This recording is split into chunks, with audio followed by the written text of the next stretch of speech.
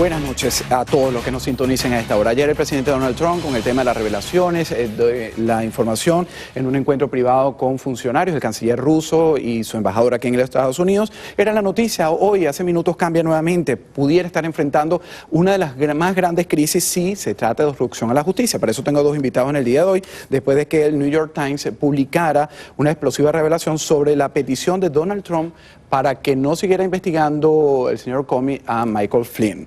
Está Isadora Velázquez, abogada y analista política demócrata, y también el señor Eric de la Fuente, republicano. Y es que ahí vamos a tener desde Washington, D.C. a Hugo Hacha, analista internacional. Comenzamos con Hugo para que nos dé su punto de vista de inmediato, ya lo tenemos en la pantalla. Hugo, quizás pudiera ser la crisis política más grande que enfrenta el presidente en tan solo 4 meses de gobierno.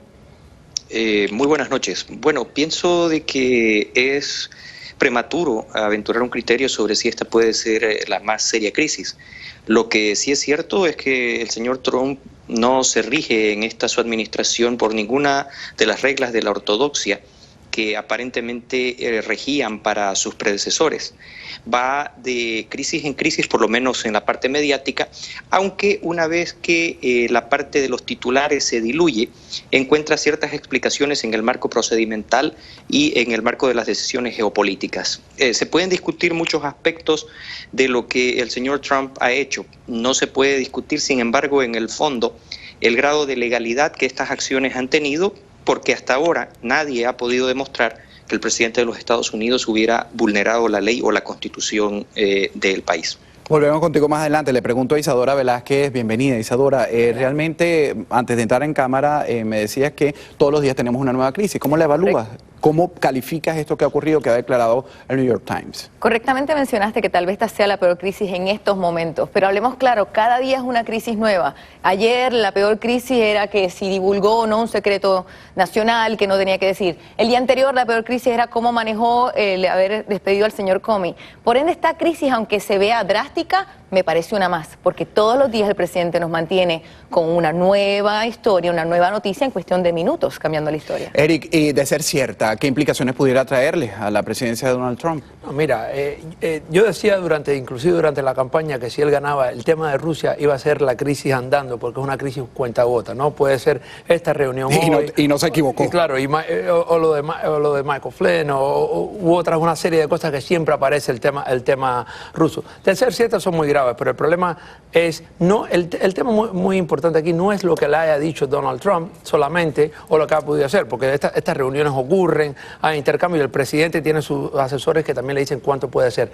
La razón es que mucha de nuestra inteligencia también viene de aliados, vienen de grupos, y no solo de quién lo hace, sino cómo conseguimos la inteligencia. Dentro del círculo de los servicios de inteligencia hay una serie de tus mismos aliados te espían, tú espías a tus aliados, espías a tus adversarios.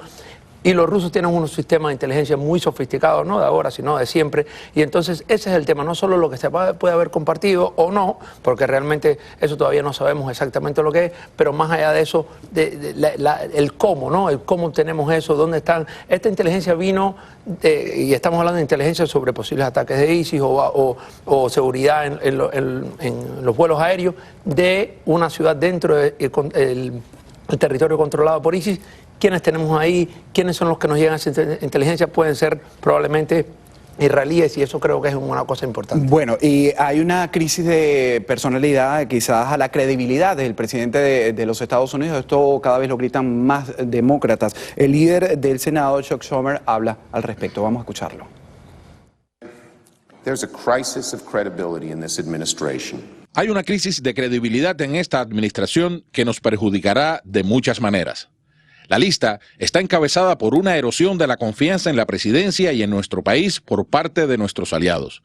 El presidente le debe a la comunidad de inteligencia, al pueblo estadounidense y al Congreso una explicación completa. Las transcripciones, en mi opinión, son un primer paso necesario. Hasta que la administración no proporcione la transcripción sin editar, hasta que la administración no explique completamente los hechos de este caso, el pueblo estadounidense dudará con razón si su presidente puede manejar los secretos más estrechamente guardados de nuestra nación. Vamos a la capital con Hugo Hacha para que nos diga si realmente y cómo puede incidir esta pérdida de credibilidad, si es que le está perdiendo el presidente de los Estados Unidos, Donald Trump, para el país entero. Bueno, primero habría que decir de que en relación a su base de apoyo y a una buena parte del Partido Republicano, independientemente de lo que se pueda manifestar en los medios, es muy difícil erosionar la credibilidad del presidente. En segundo lugar, habría que dividir la manifestación del congresista que acaba de ser transmitida en dos partes. La primera en lo que se refiere al intercambio de información en el encuentro con el señor Lavrov y con el embajador ruso en Washington, D.C. El intercambio de información, cuando lleva a acciones de tipo positiva, no puede ser discutido. En algún momento, en el 2011, al más alto nivel, el FSB, a través de autoridades del más alto nivel jerárquico, le dijo al gobierno norteamericano de que el mayor de los hermanos Tsarnaev era un potencial terrorista. Desgraciadamente esas advertencias no fueron escuchadas y el resultado fue, las bombas en la maratón de Boston. En relación al señor Comey, el señor Comey debe tener un síndrome absoluto del Dr. Jekyll y Mr. Hyde. Dependiendo de en qué momento se menciona su nombre, en algún momento si seguimos literalmente el criterio de la candidata Hillary Clinton, el causante de la derrota de la señora Clinton en las elecciones. Si seguimos después el criterio de lo sucedido en este último memo, es el heraldo de la institucionalidad y el portavoz de la sensibilidad herida de la comunidad de inteligencia. Creo que ninguno de los dos extremos son ciertos y vuelvo a repetir, creo que desde un punto de vista absoluto la credibilidad del presidente depende mucho en relación a quién la cuestionamos.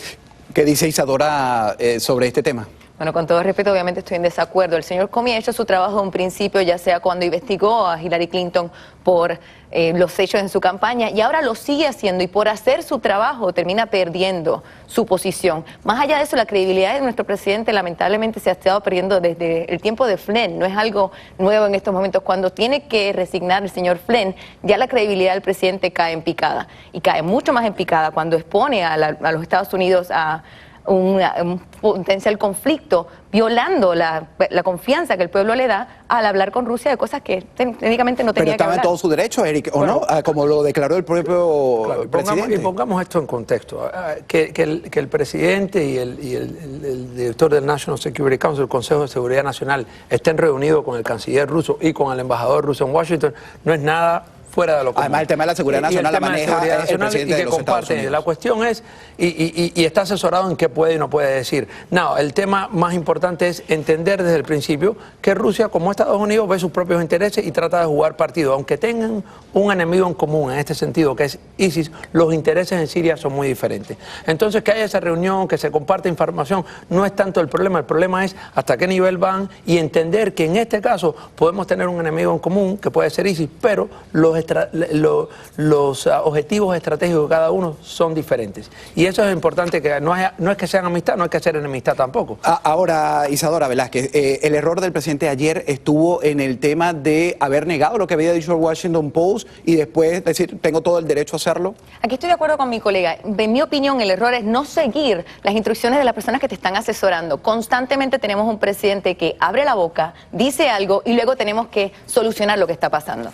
Ese fue el error principal. Bueno, vamos a ver parte de los tweets de cómo comenzó la jornada para el presidente de los Estados Unidos referido a esto precisamente. Recuerden que los tweets de Donald Trump nos van señalando cuál es su posición y cuando estamos hablando de su asesoría, allí vemos que realmente él filtra lo que piensa y cómo lo piensa. Bueno, tenemos el primero, lo mostramos en pantalla a continuación. Dice, como presidente quería compartir con Rusia y tengo el derecho absoluto de hacerlo sobre hechos relacionados con el terrorismo y la seguridad aeronáutica. Además, quiero que Rusia incremente considerablemente su lucha contra el Estado Islámico y el terrorismo. Está ahí nada reprochable. Este fue, y tiene toda la razón, ya lo hemos analizado con los demócratas y los republicanos que nos acompañan aquí en el estudio. También tiene otro tuit que leemos a continuación y dice, le exigí tanto al director Comey como a otros desde el inicio de mi administración encontrar a los soplones de la comunidad de inteligencia. Y le pregunto a usted, ¿hay un soplón? ¿Cómo se está filtrando esto que hace que el presidente diga y después se desdiga? Bueno, hay sin duda desde hace tiempo. Mira, el presidente Trump tuvo varias diferencias con la comunidad de inteligencia y la sigue teniendo, cuando era candidato y lo tiene ahora. Y sin duda que varias de las informaciones se filtren, no a la prensa que tiene buena. Son cosas que el presidente tiene que ver un poquito más institucionalmente, porque estos son sus propios asesores que pueden ver.